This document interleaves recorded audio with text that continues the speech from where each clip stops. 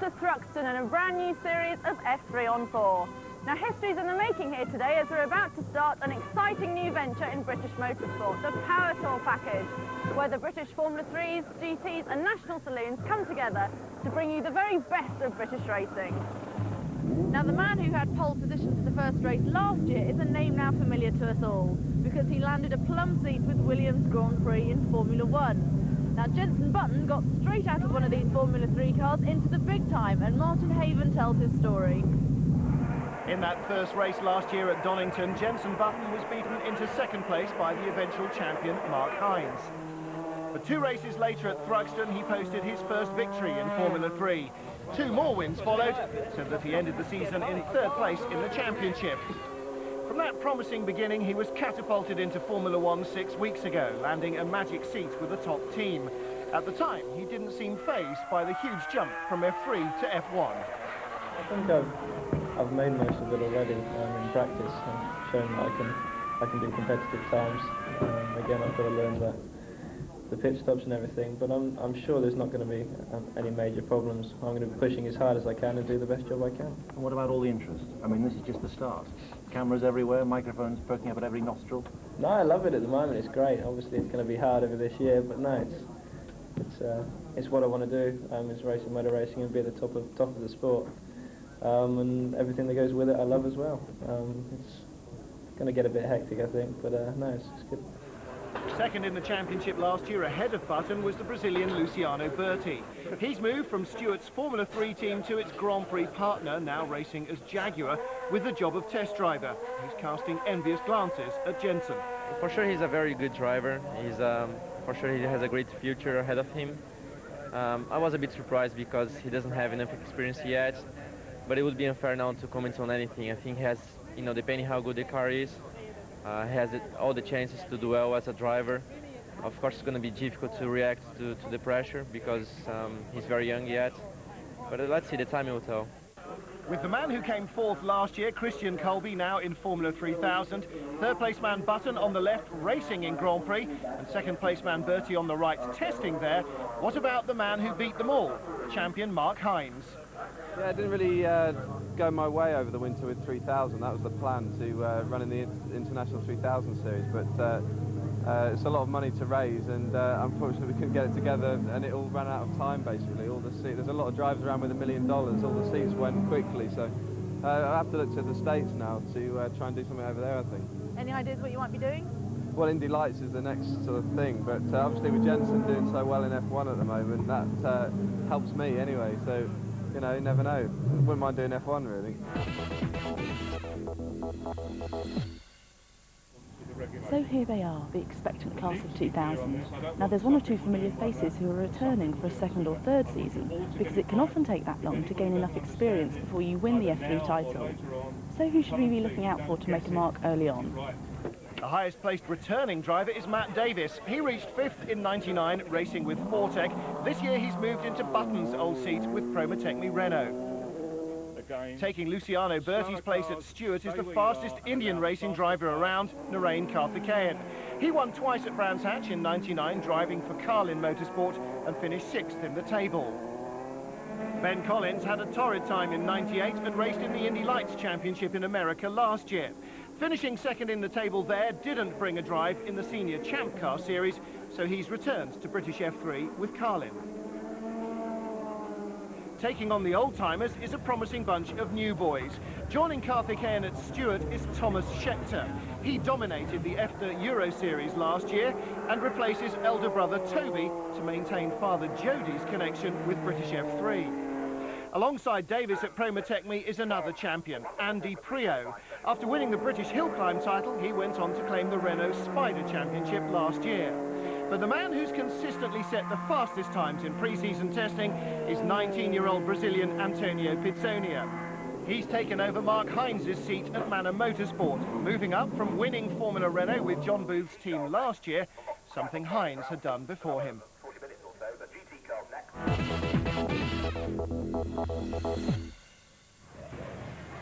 So what else is new for 2000? We're in the Priaulx village, where you can find this amazing inflatable dome where there's displays of the cars, and you can also meet the drivers. There's the presentation dais, and there's a Priaulx shop where you can buy souvenirs. And there's also this really impressive hospitality area where the teams can entertain their friends and sponsors in slightly more civilised surroundings. They can eat a decent lunch and still be kept in touch with what's going on out on track by the Priaulx radio.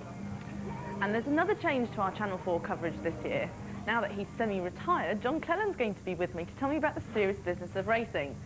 John, you're better known to most of the touring car drivers, so what do you know about single-seaters? Well, actually, I know nothing about single-seaters, but driving is driving. I spent the last sort of 11 years driving touring cars, so I think I know a bit about racing and the racecraft, and I certainly know Thruxton, so I'm sure I can help. And you're also competing this weekend? That's right, I'm in one of the BRDC Power Tour Hero Series, the GT Championship, the Privileged GT Championship, and I'm driving a Porsche 911 GT3. Great, and what are you going to be telling us in the programme? Well, I'm going to give you some of the tricks of the trade, some of the things I've learned over the past 20 years of racing, and see if I can give the viewers some insight into the secrets. So for his first contribution to the programme, earlier on, John was out on the track and is going to show us the best way round the ultra-fast Thruxton.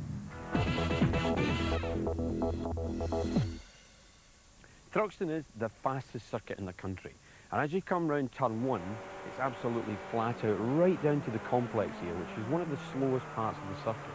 You have a right, left, right of Campbell, Cobb and Seagrave, and the speed that you exit the final part at Seagrave determines an overall lap time here, and that's very important here at Thruxton.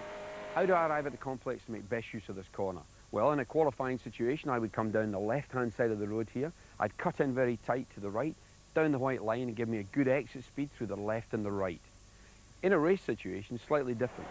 I would try and be in the middle of the road here to protect my position from someone diving down the inside and therefore losing me a place.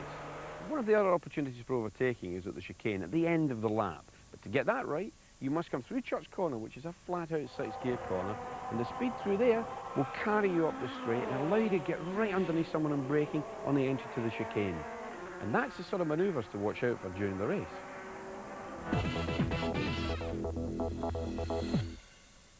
The new Power Tour package means that qualifying always takes place on Saturdays.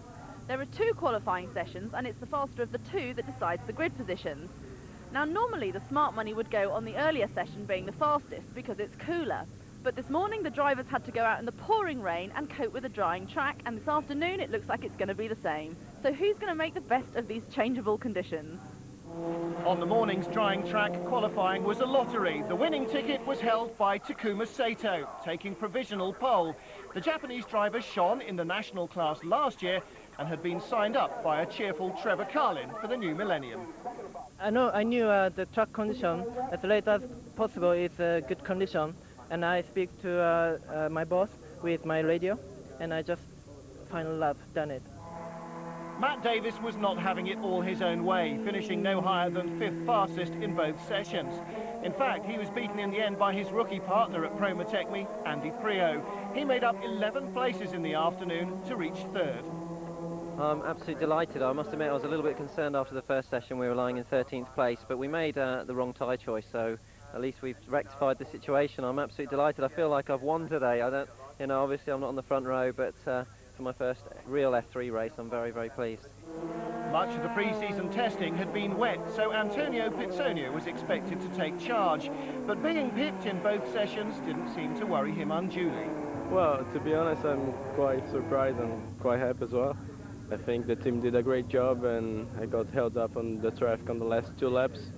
Of course, the track was drying out, but I think we're still quite happy and quite confident for the race. The driver who grabbed the coveted pole for the opening race was South African Tomas Scheckter. 8th in the morning, but he found the magic lap when it counted, much to the delight of his father. I'm really happy. The team did a great job. We were a bit behind first qualifying, but we knew we had some stuff that we could do. We did it. Came together. Lucky in a way. So Scheckter starts where he wants to for his first Formula 3 race, 800ths ahead of fellow newcomer Antônio Pizzonia. 3 novices in the top 3 positions. Andy Priaulx lines up ahead of experienced men Michael Bentwood and Matt Davis. Narain Karthikeyan rounding out the top 6. And the best of the scholarship drivers, Gary Paffett in 9th. Well, it's all about to start for 2000, but as you can see, all the cars have come to the grid on slicks, and it is now hailing, so they're having to change onto wets. Join us again after the break for the green lights and go.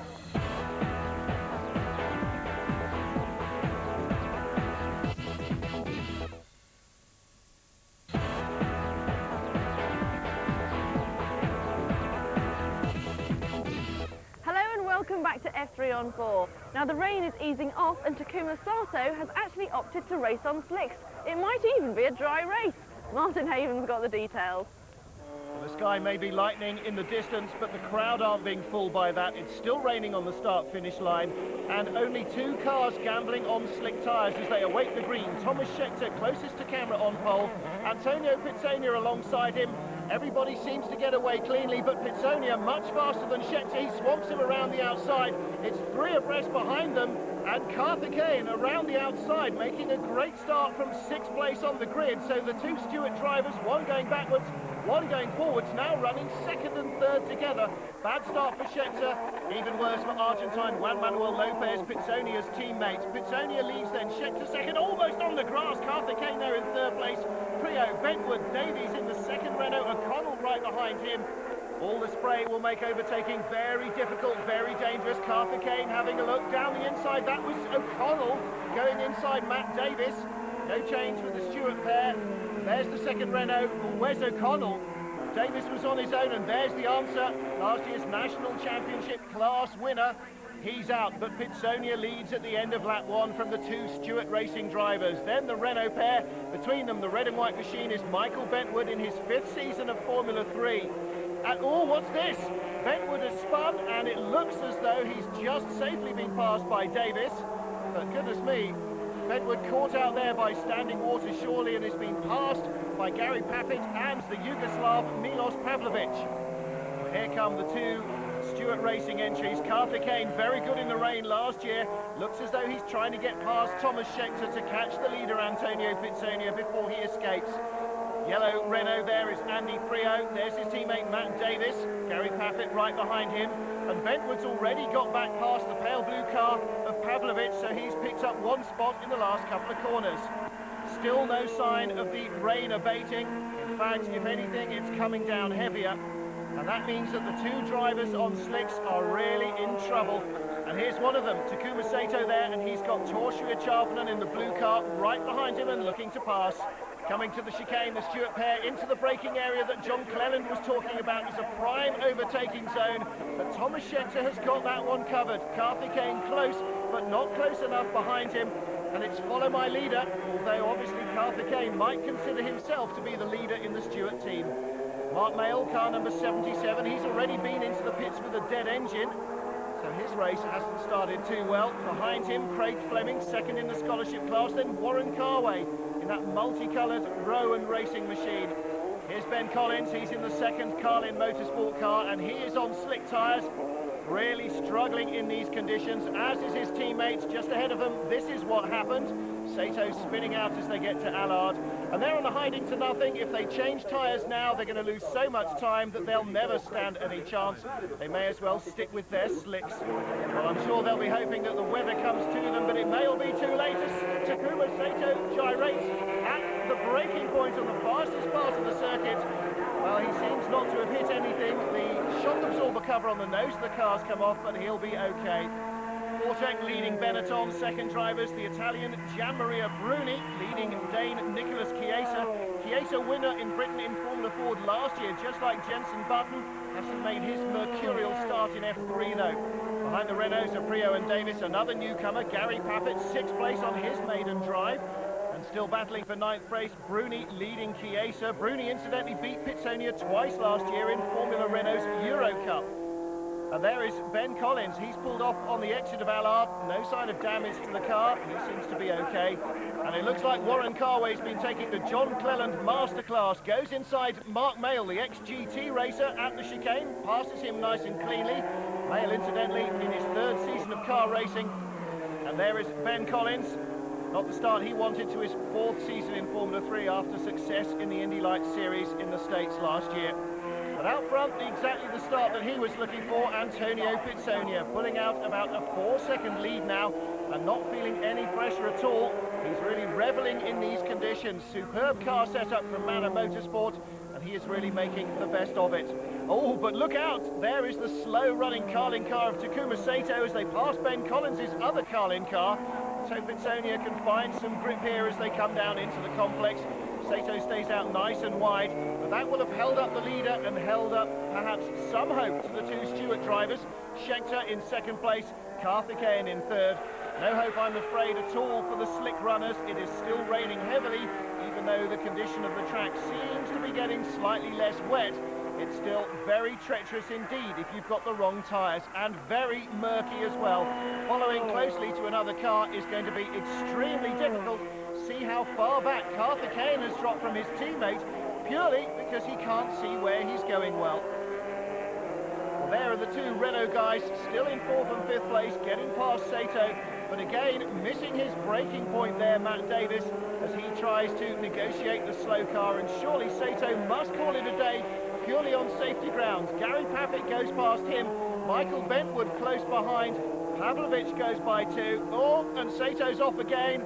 And this time that looks like for the final time, gives the car a substantial nudge, and that will have damaged the suspension and the steering. It really must surely be time for the fastest man in first qualifying to call it a day. And time for the safety car to be scrambled to allow the marshals to move both Carlin cars to a place of safety. Warren Carway comes up behind him first. He'll be waved by. The safety car is waiting for the leader to arrive at the head of the queue on the lead lap right behind him. Well, here is Sato running offline and out of grip, and really a very disappointing end to Carlin Motorsport for their first race of the year 2000. Well, they gambled and lost, but a very big crowd on offer at Thruxton, possibly as a result of the renewed interest in F3, courtesy of young Jenson Button's promotion into Formula 1. After 2 laps behind the safety car, they'll restart racing as they cross the line. They're not allowed to overtake until then, so Pizzonia has the advantage, especially as Scheckter was bottled up there behind Philip Hopkins, one of the scholarship drivers. Well, he managed to pass him quickly enough, but that has still given Pizzonia an awful advantage at the restart. He's got as big a lead now as he's had at any stage in the race. Scheckter and Karthikeyan 2nd and 3rd. They will have to chase him down hard. The Renault drivers behind side by side. Priaulx and Davis squabbling. That's Priaulx getting back in front of Davis. Davis passed him on the way in and now passes him on the way out of the complex. So Davis picks up a spot, and Priaulx under assault. 61 is young Gary Paffett, and it looks as though Michael Bentwood's trying to get between the 2 of them. It's just like the first lap all over again. 51 here, Italian Christian Colombo. He's chasing British driver Philip Hopkins, and they were lapped by the leaders at the restart. Well, here come the leaders. Pizzonia still with that huge lead over the Stewart pair, but those back markers being caught now by the battle for 4th place. Colombo has got past Hopkins. He leads. The Renault pair side by side, Priaulx and Davis. They've got Bentwood in the spray there, and Paffett as well. Up the hill, you can start to pick them out. Colombo first into the chicane, then it's going to be Davis, then Priaulx, but Bentwood comes down the inside. Sensational move by Michael Bentwood, nearly pulled it off as well. Andy Priaulx saw it coming, managed to hold him off. There is Bentwood, car 7, the red machine behind is Paffett. So these back markers are really enlivening what was already a ferocious scrap for 4th place between these 4 front runners. Well, the restart has really shaken up that order there. Davis got past Priaulx and Bentwood has got past Paffett, but no change in the top 3. Still, big lead for Pizzonia. Scheckter 2nd, and who's this? That's Mark Mayle spinning off and taking a wheel off the car in the middle of Allard, clouting the wall. Well, he looks to be okay from there. Here are the Renault pair then, Davis, Priaulx, there's Bentwood, and Gary Paffett just dropping back a fraction, but still not out of touch. 2 blue cars, the 2 Alan Docking racing runners. They've been right together. Torshria Charvanen and Wesley Barber, the French Formula Campers champion. Wesley has been ahead, and I'm sure he'd like to get back ahead, but Craig Fleming, oh, leaves the chicane backwards, and that never is a recipe for success. Off he goes. He was running second in the scholarship class, the last unlapped car on the track. He's now out. The leaders will go past him as he reattaches the steering wheel. There goes Pizzonia, Scheckter and Karthikeyan. The gap's coming down fractionally, but that's only really as Pizzonia searches for more rain to keep his tyres cool. Fleming, well, he must be feeling a bit disappointed. He's thrown away a good position in his class.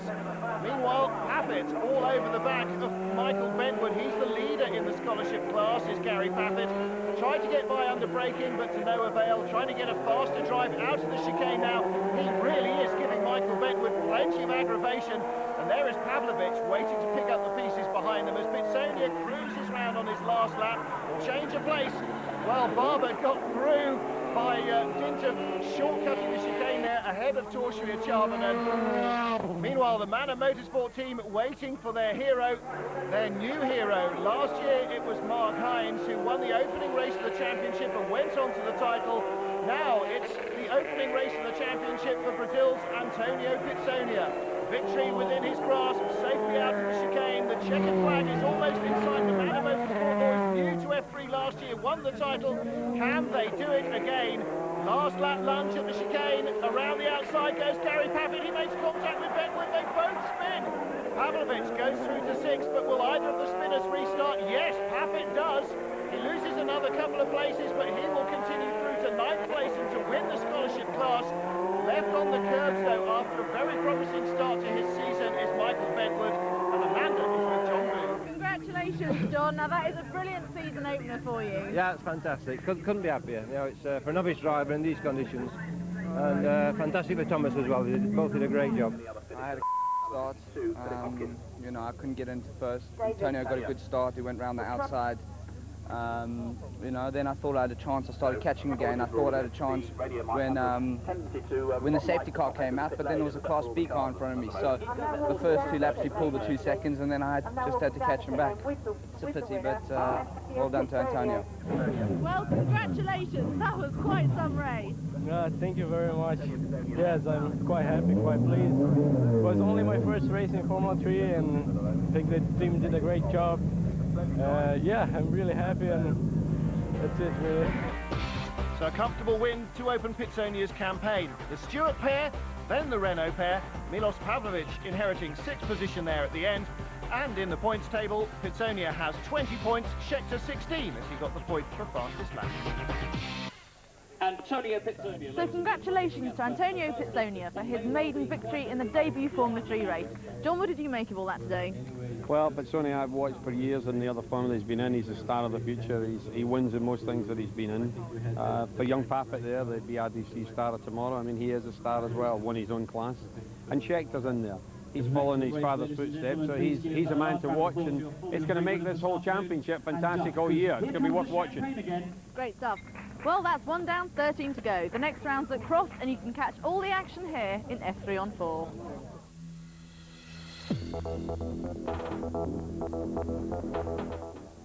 Now, as we're following all the Formula 3 events, F3 on 4 will return on the 22nd of April. That's in 3 weeks. Make a note of it. Next up, the thrills of British rallying return to 4 with the Rally Championship.